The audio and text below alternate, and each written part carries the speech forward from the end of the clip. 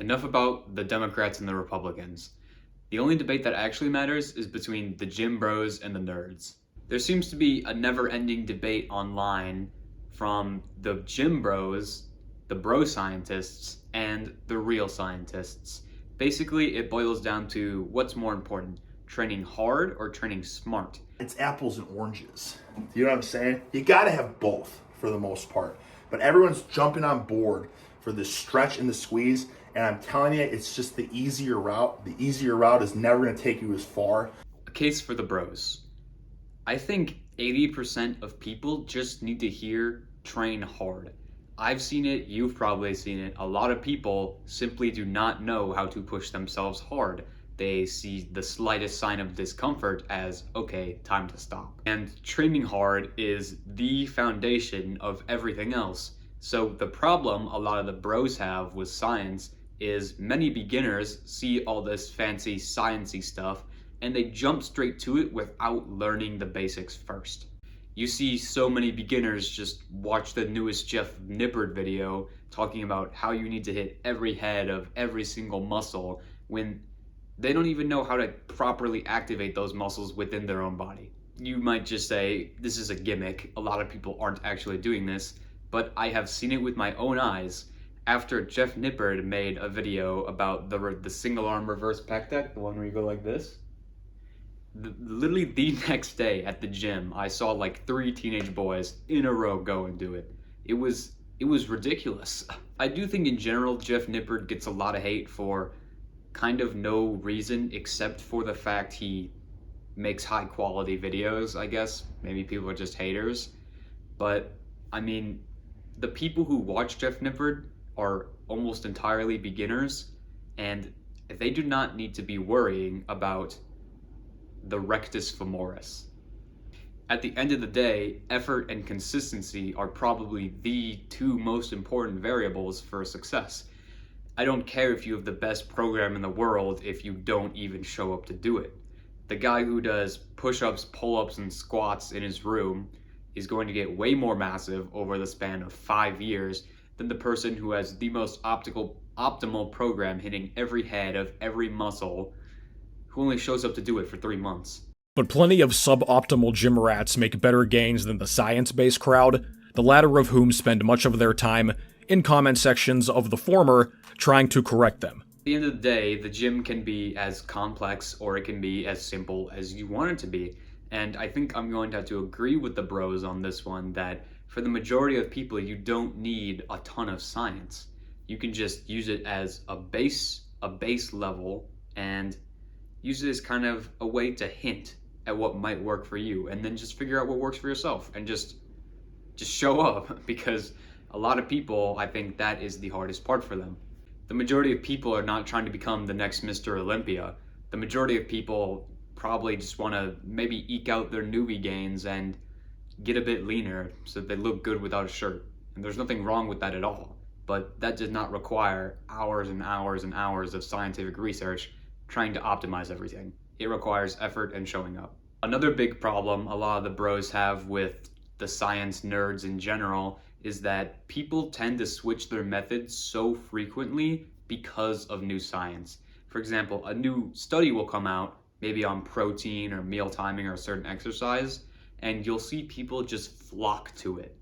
They'll drop whatever they were doing, even if it was working for them, and they'll say, look at this new scientific paper, look, it's better, I need to be optimal. I'm not saying that science has no place in bodybuilding. We for sure got some interesting information from different studies over the years. But it almost seems like a cult of some sort, where people blindly follow what's written on the scientific paper without pulling their head out of their science-based hole. And often the bros will argue that this shiny new piece of information is not actually the key to solve all your problems, and I would agree with that. You can only base so much off of one study alone. And maybe it's a good hint, it's something to consider, maybe it is really good data, but at the same time, if what you were doing was working before, there's no reason to change it. If it ain't broke, don't fix it. Especially in hypertrophy training, where changes can take months and months at a time to notice a damn thing. If you're switching programs, or you're switching exercises, or you're switching techniques or diets every other week, you'll never actually be able to tell if what you were doing before worked, because that's just not enough time to really notice a change. I know I'm totally guilty of this too. I mean, I love looking at the videos, I love looking at the studies, I love learning new stuff and trying to be the best, but at the end of the day, if the majority of the population simply focused on lifting hard, showing up, and trying to eat protein with every meal, I mean, a much larger percentage of the population would be pretty built. A case for the nerds. If bro logic gets the average Joe bigger, then science gets the biggest of the big even bigger. There is no way of avoiding the fact that as you get more advanced, progress is going to come slower. And sometimes to combat that never-ending decrease, you have to train smarter. Effort, consistency, and the intent to progress do account for much of the progress you can make in the gym. To be clear, that is precisely what much of the scientific research on lifting has found. Whether you do a basic bicep curl or a science-backed curl variation doesn't revolutionize your gains. These science-based tweaks will optimize your muscle growth, but the vast majority of your muscle growth does come from the basics. Sure, some data is much more valuable than other data, but at the end of the day, randomized control trials will always be better than anecdotes and personal experience. What science should really be used for is a way to give a real good ballpark estimate of what you should be doing. At the end of the day, there will always be outliers, but the majority of people are not outliers. So it's literally more likely that what the science says is correct for you than it is not. And yes, you have to experiment. There is no such thing as the best for anyone in any given situation. That just wouldn't make sense. But if you're gonna base what you do off anything, an RCT is probably a pretty good thing to base it off. While the evidence and interpretation of the evidence is still pretty mixed on this topic, we do see this with the bulking studies. The traditional bro logic of seafood, eat food, the seafood diet, has been shown to pretty much just make you fat. Like, we have studies showing that if you gain a little bit of weight at a time, it's mostly muscle. And at the end of the day, yeah, you're gonna gain some fat, but it's much safer to assume that the slower you gain, the more favorable the ratio of muscle to fat gain will be. Which, I mean, that's what we all want. That's what we all want, right? For those who already have a pretty good footing and know how to train hard, they know how to program a decent program, and they know how to eat, I mean, science just brings you up to that next level. It brings you up, it raises your potential. And another big critique a lot of the science-based lifters get is that they're all small. But you have to remember, a lot of things go into a physique. Genetics, work ethic, steroids.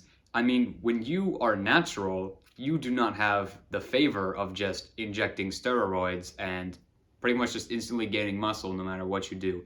When you are at a disadvantage in bodybuilding, you have to use every trick you have, aka science, to really optimize your results if you want that peak physique.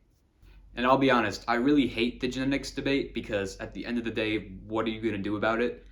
You will never have anyone else's genetics and you will never look exactly like anyone else. So why even worry about it? Just do the best with what you can, but it would be ignorant to say that genetics do not play a role. Also, I think it's important to understand that optimal is not the same for everyone. What's optimal to me is probably not what's optimal to you, which is probably not what's optimal to the single parent with 3 kids who can only work out 2 hours a week. If you're happy with good results, don't worry about science-based lifting. But if you want your best muscle growth, you may need to think a little bit. If things like adding up the number of sets you do across the week or making sure you're training close to failure are too complicated for you, I'm at a loss for words. It was science that showed us that if you just train hard a couple sets a week, you will get pretty big. Same thing with strength. Even if you only do a couple heavy singles or a couple heavy sets, you will steadily increase your strength. As much as if you did more? Probably not, but still very significantly. So while some bros might look at the science nerds and say, why the hell are you telling me to do 50 sets of squats a week? That's so stupid. I think what most the science nerds are actually saying is, look, if you don't really want to train quads or you don't have the time to train quads, you can just do like 5 sets a week, and that's like 60% of the gains you would get. So I think it's important to say that science is not always constricting, it is actually quite liberating. But just how much of a difference do these details make long term, particularly compared to the major rocks of effort, consistency, enjoyment, and personal preference? All of us will be the first to tell you that those big rocks are completely non-negotiable. These extra little details will help as well, especially when you add them to the big rocks, and that might be very significant to you depending on your situation and where you're at. Optimal really means making the most of what you got with your situation, and it was actually science that showed us that being optimal is not all that matters. It was science that showed us that the first sets in any given session or given week are the most hypertrophic. If you really dig into it, I think the bros and the nerds actually have a lot in common. They just tend to be at each other's throats for no good reason most of the time. The bro and nerd debate is very much like the yin and the yang. I mean, every bro has a bit of scientist in them. Everyone likes to experiment with themselves, see what works for them. That's what you should do, right? And then, of course, every nerd has a lifter in them. At the end of the day, we are all lifters, and we all like lifting. That's why we do it. I've seen many science-based lifters train harder than bro lifters. I've seen bro lifters train harder than science-based lifters. The false dichotomy of train hard versus train smart is based on a very small set of observations made by lifters who don't like exercise science. When you look at all the different ways and methods people advocate, I think we should all feel satisfied and relieved that there are so many different ways to one single destination of getting jacked. There is no one right method for everyone, and that's great. And just to end with a couple things, I wanted to say, listen to people from both sides. Listen to your Eric Bugenhagens and listen to your Milo Wolfs. I mean, all of them have good information, and you just might need to take what you like and ditch the rest. Because I mean, if it works for you, it works. No matter what anyone says about if it's optimal or if it's stupid, if it works, it works. And most importantly, do you like it? On that note, have a good day, you guys.